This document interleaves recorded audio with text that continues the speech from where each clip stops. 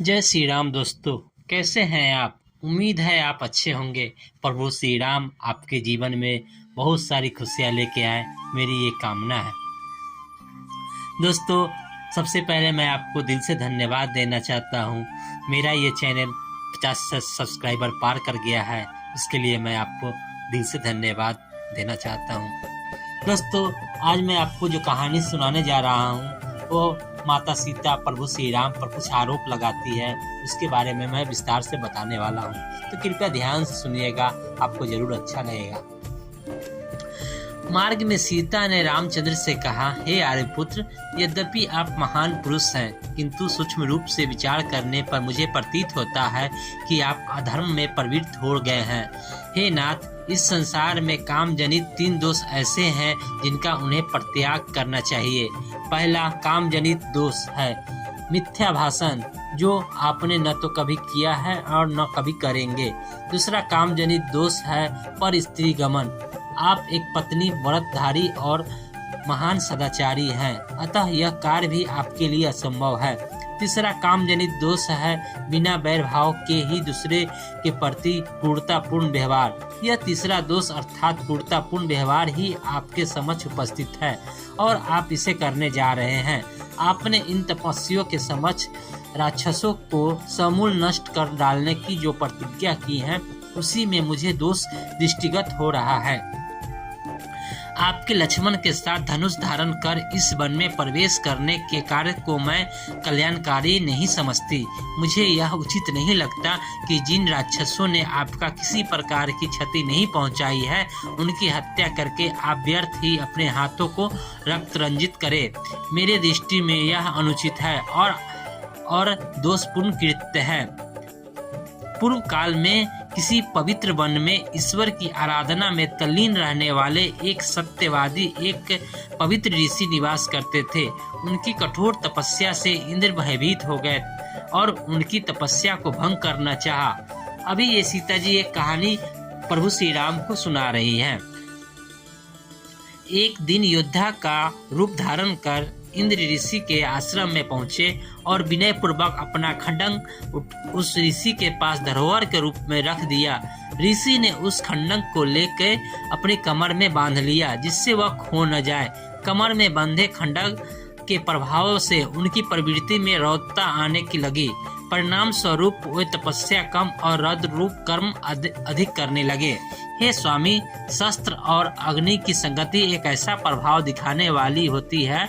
आपकी यह भीषण प्रतिज्ञा और आप दोनों भाइयों का निरंतर धनुष उठाए फिरना आप लोगों के लिए कल्याणकारी नहीं है।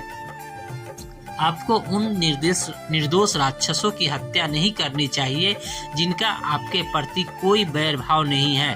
बिना शत्रुता के किसी की हत्या करना लोक में निंदा का कारण भी बनती है। हे नाथ, आप ही सोचिए, कहाँ वन का शांत तपस्वी अहिंसामय जीवन और कहाँ शस्त्र संचालन, कहाँ तपस्या और कहाँ निरीह प्राणियों की हत्या। ये परस्पर विरोधी बातें हैं। आपने वन में आकर तपस्वी का जीवन अपनाया है, इसलिए उसी का पालन कीजिए। सनातन नियम यही है कि बुद्धिमान लोग कष्ट सहकर भी अपने धर्म की साधना करते हैं। मैं नारी सुलभ चपलता के कारण ही मैं आपको धर्म का यह उपदेश दे रही हूँ, अन्यथा किसमें सामर्थ्य है जो आपको धर्म का उपदेश दे। सीता के वचनों को सुनकर राम बोले, सीते, जो कुछ तुमने कहा है वह सर्वथा उचित है। मेरे कल्याण की दृष्टि से ही तुमने यह बात कही है, किंतु हम लोगों के धनुष धारण करने का एकमात्र प्रयोजन आर्यों की रक्षा करना है। यहाँ निवास करने वाले ऋषि मुनि और तपस्वी राक्षसों के कारण अत्यंत दुखी हैं। वे उनसे अपनी रक्षा करना चाहते हैं और इसके लिए उन्होंने शरणागत होकर मुझसे प्रार्थना की है। उनकी रक्षा के लिए ही मैंने प्रतिज्ञा भी की है। क्षत्रिय का धर्म है असहाय और दुखियों की रक्षा करना। ऋषि मुनि और ब्राह्मणों की सेवा तो मेरा कर्तव्य है। फिर मैं तो उन्हें वचन भी दे चुका हूँ। क्या तुम्हारे विचार से यह उचित है कि मैं उस प्रतिज्ञा को भंग कर दूं?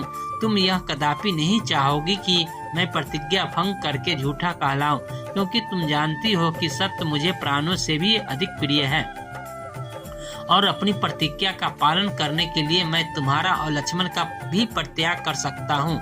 मैं अपने प्राणों का त्याग कर सकता हूँ, किंतु अपनी प्रतिज्ञा को मिथ्या सिद्ध नहीं होने दे सकता।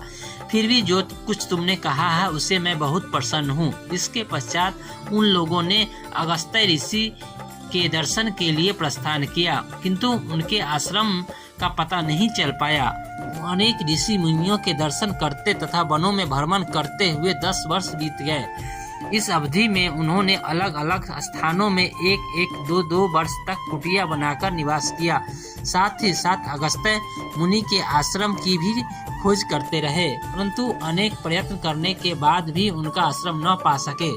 अंततः वे पुनः सुचित्न मुनि के आश्रम में आए और बोले, हे महर्षि, मैं विगत 10 वर्षों से वन में भटककर महर्षि अगस्त्य के आश्रम की खोज कर रहा हूँ, किंतु अभी तक उनके दर्शनों का लाभ प्राप्त नहीं कर सका हूँ। उनके दर्शनों की मुझे तीव्र लालसा है, इसलिए कृपा करके आप उनके आश्रम में पहुंचने के लिए मार्ग बताइए। मुनिराज सुतिष्ठ ने कहा, हे राम, तुम दक्षिण दिशा में 16 कोस जाओ, वहां तुम्हें एक विशाल पिपली वन दृष्टिगत होगा। उस पिपली वन के वृक्ष प्रत्येक ऋतु में खिलने वाले सुगंधित युक्त रंग बिरंगे फूलों से लदे वृक्ष मिलेंगे। उन पर नाना प्रकार की बोलियां में कलरव करते हुए असंख्य पक्षी होंगे। अनेक प्रकार के हंसों, बकों, कारंडों आदि से युक्त सरोवर भी दिखाई देंगे। उसी वन में महात्मा अगस्त्य के भाई का आश्रम है, जो वहां ईश्वर साधना में तल्लीन रहते हैं। कुछ दिन उनके आश्रम में रहकर विश्राम करे। जब तुम्हारी मार्ग की क्लांति मिट जाएगी तो वहां से दक्षिण दिशा की ओर वन के किनारे चलना। वहां से 4 कोस की दूरी पर महर्षि अगस्त्य का शांत मनोरम आश्रम है, जिसके दर्शन मात्र से अद्वितीय शांति मिलेगी। ये थी आज की कहानी। आपको कैसी लगी कृपया जरूर बताइएगा। धन्यवाद। जय श्री राम।